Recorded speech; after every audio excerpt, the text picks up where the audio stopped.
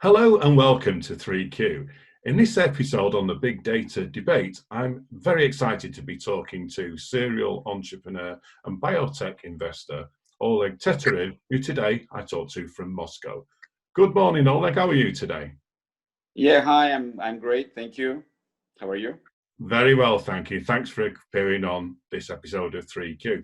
My first question, and it'll be quite relevant to the investments that you make, is big data an opportunity investment? In other words, the companies that harvest big data make good investments?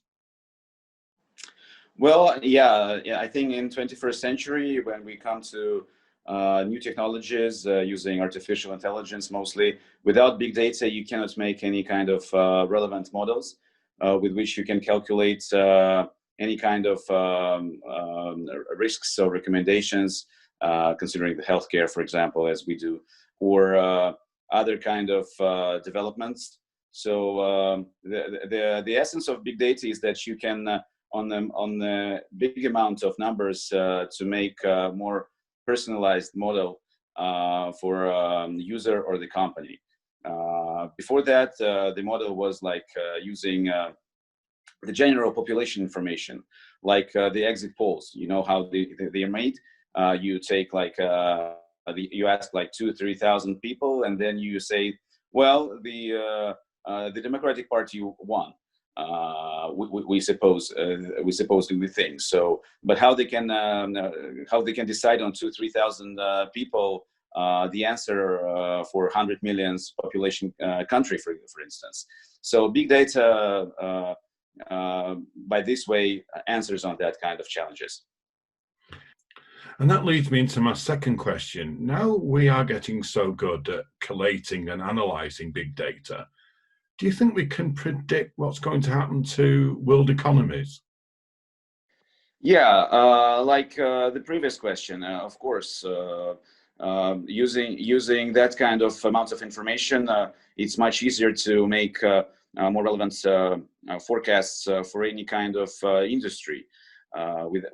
Before that, you were like putting your finger in the air and saying, yeah, I think the wind goes left, or maybe it goes right. But now you can feel with where the wind gonna blow in the midstream. So I think the answer is positive. Okay, and the final question is that the harvesting of big data on individuals, with or without the consent, do you think that might be regarded as a breach of privacy? Well, I think that's the most important question in this discussion. Like we are doing the longevity technology using the big data and artificial intelligence, and we think that comparing to banking sensitive information, your biodata is more sensitive even, especially for high net worth individuals who are very concerned that their biodata samples could be used in some scam ways. So, but on the other hand, you personally cannot gain anything from securing your your personal data, banking data, right? Except saving your funds. But in the case of scientific and healthcare industry, you can win, because if you will disclose your data by which some models could be formulated, and your personal risks of development of severe diseases and recommendations how to avoid them, they can save your life. So if the company is going to disclose your information somehow, you can only win by this. Of course, there are methods of depersonalizing your personal profile, by which almost 95% how you call it value of that information could be gathered.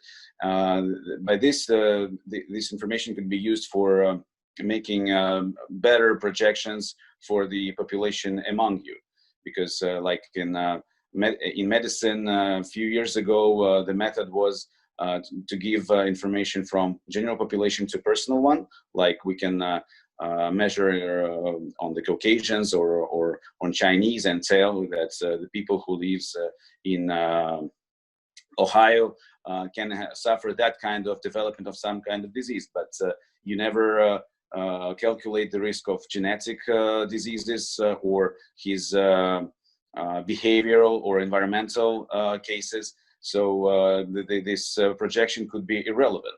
So the best for the Ohio guy is to get the researchers on the Ohio citizens which lived among him for the last 10 years, who ate the same food and drink the same water. So by this, we say it's not only from general to personal, and not even from personal, it's from personal to personal.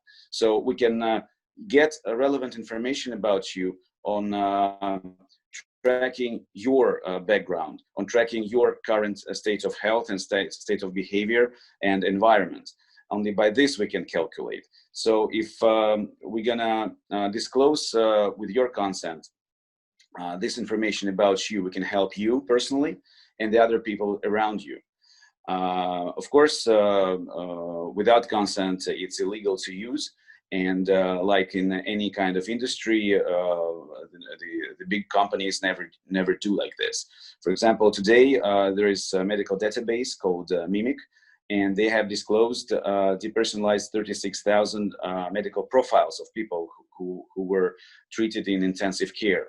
And we personally made an algorithm using artificial intelligence how to use this information to calculate the risks of development severe diseases in general population.